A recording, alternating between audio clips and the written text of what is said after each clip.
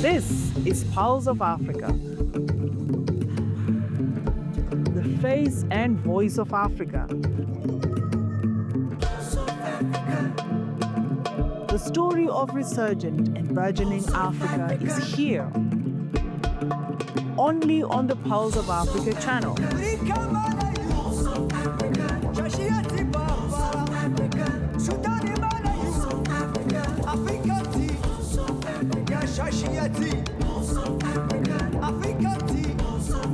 Pulse of Africa, the face and voice of Africa.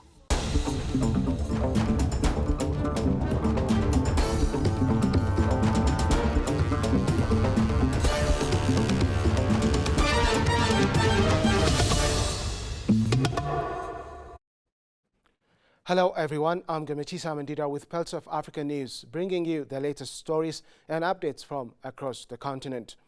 The G20 Think 20 has issued its 2025 communique demanding sweeping global reforms from G20 leaders. Highlighting the themes of solidarity, equality and sustainability, the report signals a critical focus for the first G20 cycle hosted in Africa. The G20 warns that the current multilateral system is failing to combat rising inequality and escalating climate threats. The G20 asserts that the international system is failing to address acute debt vulnerabilities and severe climate shocks. It concludes that old governance structures, including global trade rules and the financial architecture, are no longer fit for purpose. The report argues that without urgent reforms to the IMF, WTO and development banks, developing nations will remain trapped in instability. The communique outlines specific areas for decisive overhaul. It calls for decisive WTO reform, emphasizing the restoration of the dispute settlement system. New trade rules must specifically support developing nations to industrialize and diversify. The G20 highlights the crisis of digital inequality, urging investment in digital public infrastructure and inclusive access to technologies like AI. Major shifts in global financing are also demanded, including overhauling the IMF quota system, expanding concessional funding, and implementing fairer tax rules through a UN-led process. On climate action, the focus is on equitable energy transitions. The G20 demands that adaptation finance be scaled up, particularly for vulnerable nations. Ultimately, the G20 insists G20 leaders adopt a cooperative multilateral approach rooted in justice and shared responsibility. It states that achieving the 2030 Sustainable Development Goals requires the world to reject fragmented efforts. Africa's host year makes 2025 a defining moment to reshape global systems for universal dignity.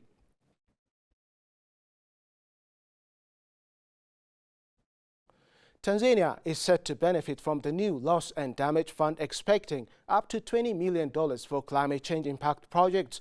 This was announced by Dr. Richard Muyungi, Presidential Advisor on Environment and Chairperson of the African Group of Negotiators, AGN, during the 30th UN Climate Change Conference COP30 in Belém, Brazil. Globally, $250 million has been allocated for these projects in the coming year, with Tanzania listed as priority beneficiary. Dr. Muyungi stressed that the anticipated $20 million is a grant, not a loan, enabling Tanzania to secure potentially two major beneficial projects. He requested the Vice President's office to appoint a dedicated focal person for the new fund. Further boosting the country's climate role, Tanzania has been selected to host the Santiago Network Center in 2025, which will coordinate technical assistance for countries facing climate-induced loss and damage. Dr. Muyungi urged the large Tanzanian delegation to stand united and actively network. He emphasized building connections to tap into opportunities available from international banks, NGOs and governments. The goal is to maximize tangible gains from the conference, leveraging the strength of Tanzania's negotiation team. Participants were reminded of their duty to promote Tanzania's Development Vision 2025, showcasing national achievements to attract sustainable development opportunities. Professor Peter Musofe, Deputy Permanent Secretary for Environment, affirmed the Vice President's office commitment to pursuing and utilizing every opportunity. He encouraged stakeholders to consult experts, particularly involving the office in matters related to carbon trading.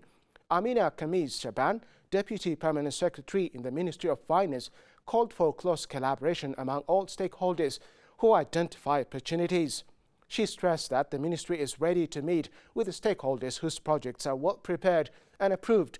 This unified effort aims to ensure the country continues to benefit from these global efforts and advance national development.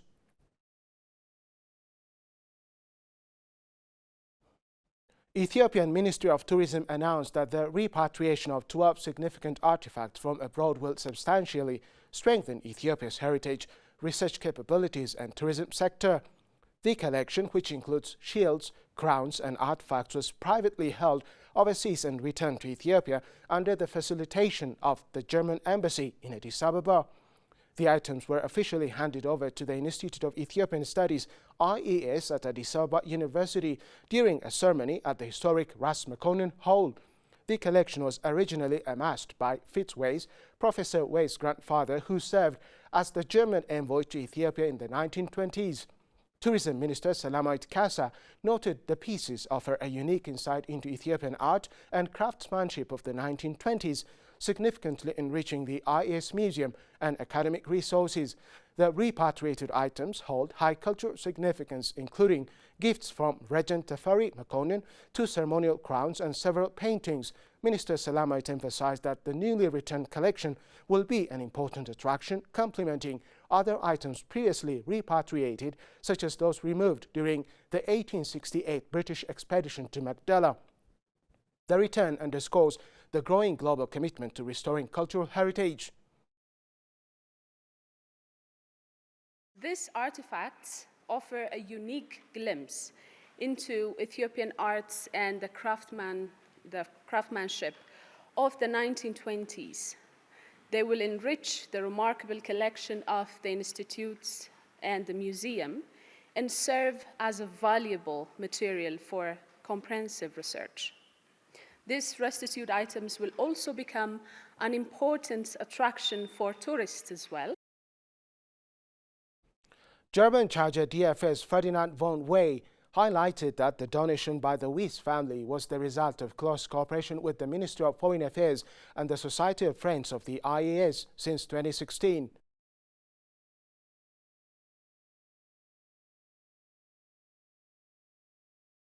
Now, 100 years later, these artifacts still stand as a symbol, and you mentioned it as Honourable Minister, as a symbol of the long-standing and friendly relationship between Germany and Ethiopia.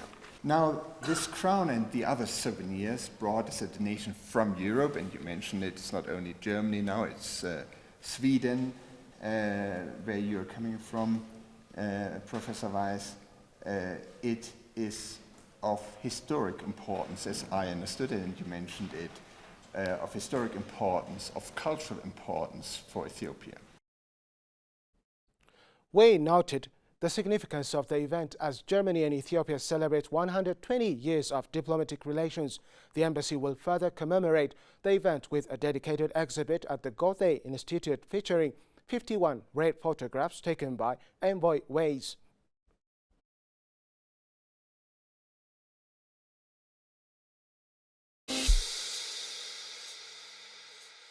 They shaped history. They inspired generations. They are the notables. Join us as we honor Africa's greatest minds and trailblazers, the notables, celebrating Africa's icons.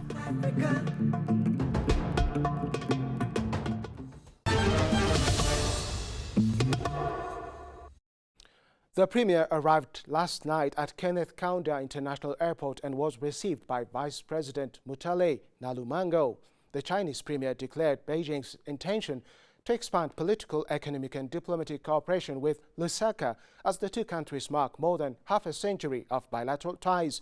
Speaking at the Presidential Pavilion of Kenneth Kaunda International Airport, Mr. Lee said he was visiting at the invitation of President Hakainde Hichilema and delivered warm greetings and best wishes from the Chinese government and people. Mr. Lee praised Zambia's recent economic gains under President Hichilema's administration, saying the country had pressed ahead with reform and development, maintained faster economic growth and made remarkable achievements. He said China was gratified by the progress and expressed confidence that Zambia would achieve even greater accomplishments on the road to development and revitalization.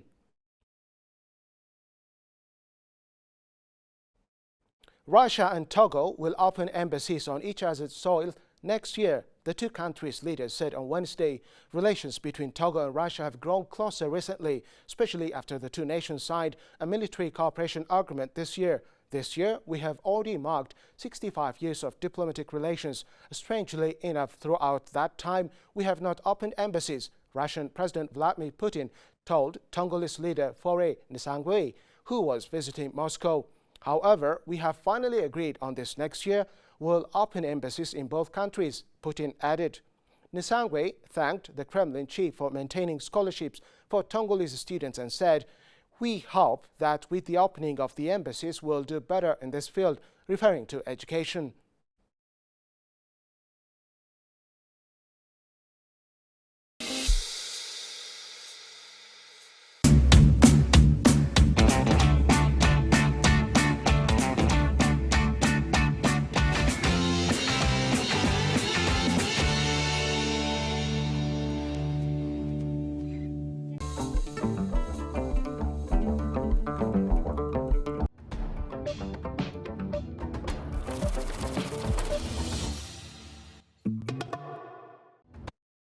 Now to business news. Iran is rapidly accelerating its engagement with African markets, moving beyond modest commercial outreach to deliberate strategy for rebuilding economic and political partnerships.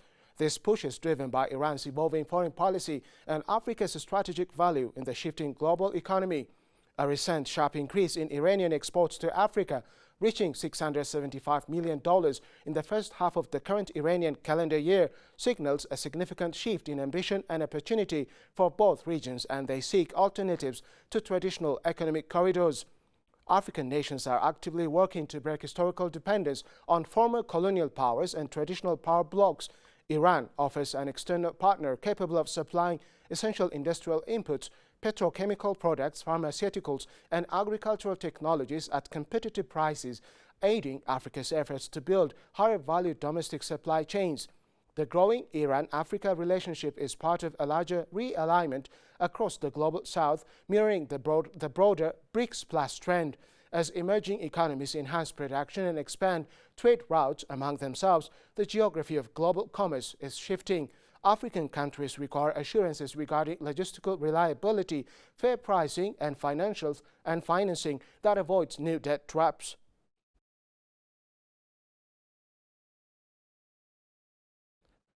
Ethiopian Airlines, Africa's largest carrier, has chosen Collins Aerospace and RTX Business to provide premier lie-flat business class seating solutions for multiple fleets. The agreement was signed at the Dubai Air Show and aims to significantly enhance the in-flight comfort and luxury experience for passengers. This move aligns with Ethiopia's commitment to world-class service and its rapidly expanding global brand presence, ensuring a consistent and seamless passenger experience across its modern fleet. The contract includes outfitting 11 new Airbus A350-900 aircraft with Collins advanced elevation seats. The reverse herringbone elevation seat offers travelers a privacy door, intuitive storage, and exceptional living space for enhanced comfort while working, relaxing, or dining. This agreement strengthens a partnership that already includes providing the same elevation seats for Ethiopia's recently announced Boeing 777-9 order, ensuring a consistent and luxurious product across the airline's next-generation wide-body jets. Cynthia Muklevich, vice president at Collins Aerospace, stated that the premier solutions were distinctly tailored to amplify Ethiopia's expanding brands. Mr. Rata Malaku, Ethiopian Airlines Group Chief Operating Officer, expressed excitement over the collaboration, noting the investment is designed to take the airline's customer comfort and overall flight experience to the next level.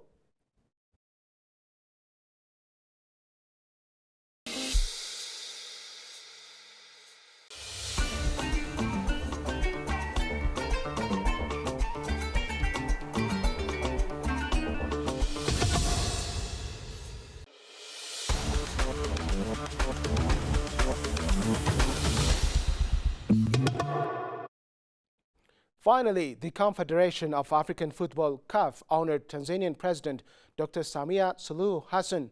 The award recognizes her significant contribution to sports development, especially football. The ceremony took place in Rabat, Morocco. Gerson Misigwa, Permanent Secretary and Government Spokesperson, received the award. He accepted it on the President's behalf. CAF appreciated President Samia's efforts in infrastructure and hosting. Her projects include building major stadiums. She successfully hosted the CHAN tournament. She is also leading preparations for the AFCON 2027 bid. These efforts boost Tanzania's profile in African football. Her leadership led to major football achievements. The Tanzania Premier League has improved greatly. It now ranks 5th in Africa. She also oversaw development in women's football. Efforts to promote youth football have expanded nationwide. This ensures a steady talent pipeline. A high-level Tanzanian delegation attended the event. Attendees included Wallace Karia, TFF President and a CAF Executive Committee member. Also present was Engineer Hersey, said Chairman of African Clubs. Their presence highlighted the national importance of this CAF recognition. They celebrated the foundational role of President Samia.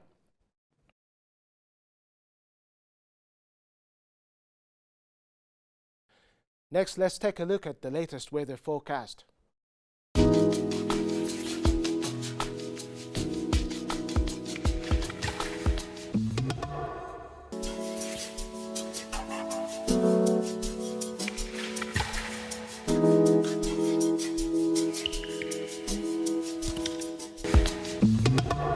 Thank you for watching Pulse of Africa News. Stay with us for more essential stories from throughout the continent.